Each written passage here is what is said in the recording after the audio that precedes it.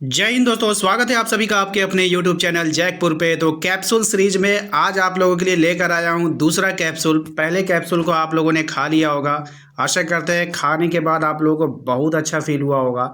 आज हम आप लोगों को दूसरा कैप्सूल खिलाने वाले हैं जो कि एग्ज़ाम के पहले आप लोगों को ये काफ़ी महत्वपूर्ण है, पूरा मोटिवेट करेगा ये वाला कैप्सूल। ठीक है, तो चलिए शुरू करते हैं। चैनल पे पहली बार आया है तो सब्सक्राइब करके घंटी वाले आइकन को जरूर प्रेस कर लीजिएगा ताकि आने वाली हर एक वीडियो का नोटिफिकेशन आपके मोबाइल पे जाए। और हाँ, हमारे व्हाट्सएप ग्रुप को ज्वाइन करना चाहते हैं तो लिंक हमने डिस्क्रिप्शन में डाल रखा है। जिन लोगों ने ज्वाइन नहीं किया वही केवल ज्वाइन करेंगे। तो चलिए शुरू करते हैं। देखिए, पहला सवाल यहाँ पे आपको पूछा जा सकता है कि रोमन साम्राज्य के 3 महाद्वीपों में फैला हुआ था। आपसे क्वेश्चन अगर पूछ ले एग्जाम में कि बता दो भैया रोमन साम्राज्य जो था वो कितने महाद्वीपों में फैला हुआ था, तो 3 महाद्वीपों में फैला हुआ था। इस बात को याद रखिएगा। दूसरा है कि 3 महाद्वीप जो था एशिया, यूरोप और अफ्रीका। और हाँ, कौन कौन महाद्वीप था, तो 3 महाद्वीप का नाम भी याद रखना चाहिए आपको। एशिया, यूरोप और अफ्रीका में फैला हुआ था। नेक्स्ट आते हैं कि भूमध्य सागर को रोम साम्राज्य का हृदय कहा जाता था। अगर आपसे पूछ लिया जाए कि भूमध्य सागर को रोम साम्राज्य का हृदय, तो रोम साम्राज्य का हृदय किसको कहते थे, तो भूमध्य सागर को। और ये सवाल मैंने आप लोगों को दिखाया भी था, जो हमने ट्रिक से बताया था कि मध्य में हमारा क्या रहता है, हृदय रहता है ना। हृदय वाले क्वेश्चन को हमने मध्य वाला से रिलेट करके ट्रिक से हमने बता दिया था आपको कि मध्य में क्या रहता है, तो हृदय रहता है। तो भूमध्य सागर हमारा ट्रिक से बन गया था। नेक्स्ट आते हैं कि रोमन साम्राज्य में गणतंत्र काल 507 ईस्वी पूर्व से 27 ईस्वी पूर्व तक माना जाता था। ये डेट भी काफ़ी इंपॉर्टेंट है, अच्छे से याद कर लीजिएगा। नेक्स्ट है कि रोमन साम्राज्य का प्रथम सम्राट ऑक्टेवियन या फिर ऑगस्टस को माना जाता है। तो रोमन साम्राज्य का जो प्रथम सम्राट था वो ऑक्टेवियन या फिर ऑगस्टस को माना जाता है, याद रखिएगा। नेक्स्ट आते हैं अगले पॉइंट पे। अगला पॉइंट है कि ऑगस्टस के द्वारा 27 ईस्वी पूर्व में स्थापित राज्य प्रिंसिपेट कहलाता था। यानी कि ऑगस्टस ने जो 27 ईस्वी में राज्य स्थापित किया उसको क्या बोलते थे, प्रिंसिपेट कहा जाता था। उसको क्या बोला था, प्रिंसिपेट। ठीक है। नेक्स्ट है कि रोमन साम्राज्य के 3 प्रमुख खिलाड़ी में सम्राट, अभिजात वर्ग और सेना शामिल था। हो सकता है कि आपके एग्जाम में ऐसा क्वेश्चन बनाए, बोले कि रोमन साम्राज्य में के खिलाड़ियों में कौन जो है शामिल नहीं था। 4 ऑप्शन रहेगा, 3 गो ईंट वाला नाम तो वहाँ पे दिखेगा, एक नाम थोड़ा अलग होगा, आपको चुन करके अलग करना होगा। तो पूरा पूरा याद होना चाहिए आप लोगों के। रोमन साम्राज्य के 3 प्रमुख खिलाड़ियों में सम्राट, अभिजात वर्ग और सेना शामिल था। ठीक है। नेक्स्ट आते हैं भारत विजय का स्वप्न सम्राट त्राजन ने देखा था। किसने देखा था भारत विजय का स्वप्न, तो सम्राट त्राजन ने, याद रखिएगा। नेक्स्ट आते हैं अगले सवाल पे। नेक्स्ट है आपका गृह युद्ध दूसरे देशों के संघर्ष के ठीक विपरीत अपने ही देश सत्ता प्राप्त करने के लिए किया गया सशस्त्र संघर्ष है। बस इसको पढ़ लीजिए, इसको रटना नहीं है। ठीक है। दिनारियस रोम का एक चांदी का सिक्का होता था। दिनारियस क्या था, एक चांदी का सिक्का। अगर आपसे पूछ ले रोमन साम्राज्य में जो सिक्का होता था चांदी का, उसको क्या बोलते थे, तो दिनारियस बोलते थे। चाहे क्वेश्चन इधर से पूछे चाहे क्वेश्चन उधर से पूछे, आंसर तो आपको करना ही होगा। अगले सवाल पे आते हैं, अगले टॉपिक पे आते हैं। सार्वजनिक स्नान गृह रोम के शहरी जीवन की एक महत्वपूर्ण विशेषता थी। तो रोम के शहरी जीवन की महत्वपूर्ण विशेषता क्या थी, हाँ, तो उनकी थी सार्वजनिक स्नान गृह। स्नान गृह तो होगा लेकिन सार्वजनिक होगा, वहां पे सबको आकर के स्नान कर सकता है। ठीक है। यहाँ पे बोला रोम, रोम से हम लोग रूम याद रखेंगे कि भाई स्नान करने के लिए जब किसी के पास रूम नहीं होता था ना, तो क्या होता था, राजा महाराजा लोग एक घर बना दिया, बोला सब लोग आके इसी में नहा लो बारी बारी से। यही हो गया सार्वजनिक स्नान गृह।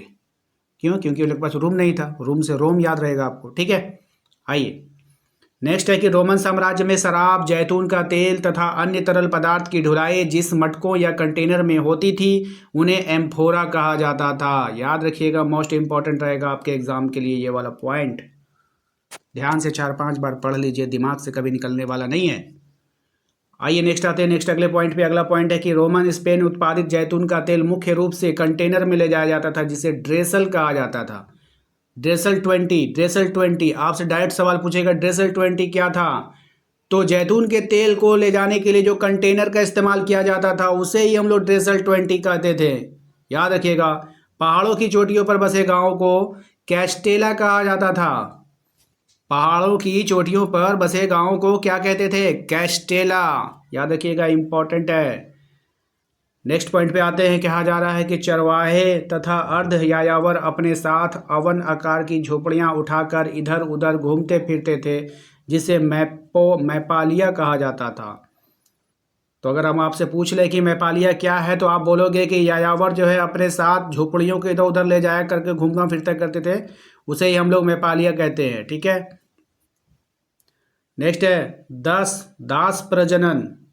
गुलामों की संख्या बढ़ाने की एक प्रथा थी। क्वेश्चन अगर एग्जाम में आपसे पूछ ले कि गुलामों की संख्या बढ़ाने की प्रथा क्या थी, तो दास प्रजनन। आप लोग को पता है कि जनसंख्या बढ़ाना ही प्रजनन होता है। ठीक है। इंसान प्रजनन करते हैं, जानवर प्रजनन करते हैं, कीड़े मकोड़े प्रजनन करते हैं। तो गुलामों की संख्या बढ़ाना है तो गुलाम मतलब दास को लाना होगा, दास यानी गुलाम, उसका प्रजनन करवाना होगा। बात समझ में आया कि नहीं? आइए, पैपायरस एक पौधा था जिस पर लिखा जाता था।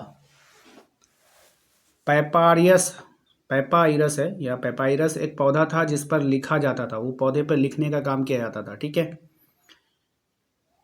इक्वाइट्स अश्वारोही या फिर नाइट्स को कहा जाता था। इक्वाइट्स क्या था? इक्वाइट्स जो है अश्वारोही को या फिर नाइट्स को कहा जाता था। ठीक है।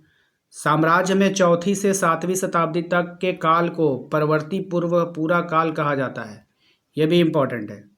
इस वाले लाइन को भी अच्छे से 7 बार 8 बार पढ़ लो। नेक्स्ट है ईसाईकरण। उस प्रक्रिया को कहते हैं जिसके द्वारा ईसाई धर्म भिन्न भिन्न जन समूहों के बीच पहुंचा।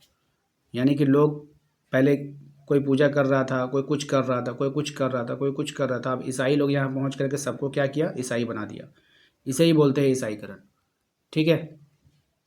अगर आपको बोल दे रोमोत्तर, पोस्ट रोमन राज्य, नए नए राज्यों के निर्माण को कहा जाता था। जब नए नए राज्य बनाए जाते थे तो उनको रोमोत्तर कहा जाता था। कॉन्स्टेंटाइन ने ईसाई धर्म को राजधर्म बनाया था। Most important, very very important.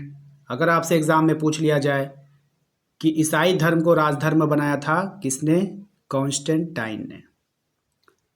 Next है अरब प्रदेश से शुरू होने वाला इस्लाम के विस्तार को प्राचीन विश्व इतिहास की सबसे बड़ी राजनीतिक क्रांति कहा जाता है।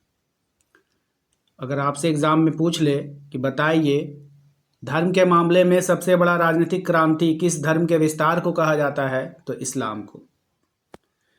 नेक्स्ट है जस्टिनियन द्वारा अफ्रीका और इटली को मुक्त कर लिया गया था। किसके द्वारा? तो जस्टिनियन के द्वारा अफ्रीका और इटली को मुक्त किया गया था। नेक्स्ट पॉइंट देखिए, पैगंबर मोहम्मद साहब का जो जन्म हुआ था वो 570 ईस्वी में हुआ था। 622 ईस्वी में सन पैगंबर मोहम्मद साहब और उनके साथी मक्का छोड़कर मदीना चले गए थे। और इसके पहले वाले वीडियो में जिन लोगों ने सपोर्ट किया, आइए उसका नाम ले लेते हैं। सबसे पहले है आयशा अंसारिया अमड़ापाड़ा से, आप लोग देख पा रहे हैं। उसके बाद है आपका गौतम धनबाद से, इन्होंने भी सपोर्ट किया था।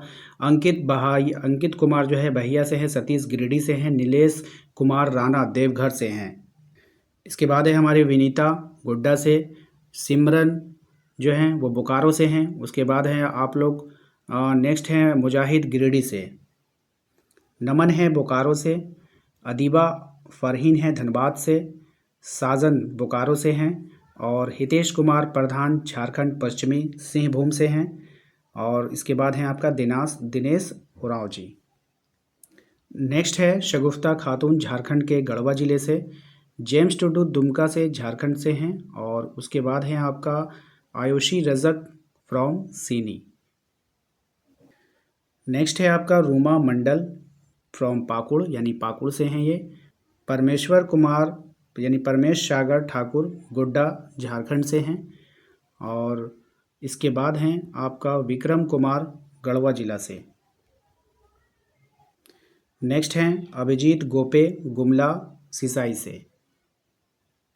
नेक्स्ट प्रेम किस्कू देवघर से, विराज कुमार देवघर जिला से हैं, और सोनू कुमार जिला गढ़वा से हैं। इसके बाद लास्ट और अंतिम नाम है आपका साहिल राज देवघर से। तो इन लोगों ने सपोर्ट किया था। यदि आप भी हमें सपोर्ट करना चाहते हैं दोबारा से, तो फिर हमारे इसी वीडियोस को लाइक करना है, चैनल को सब्सक्राइब कर लेना है। कमेंट बॉक्स में आप अपना नाम और अपने ज़िला का नाम ज़रूर टाइप कीजिएगा। मिलते हैं नेक्स्ट अगले वीडियो में। Thank you.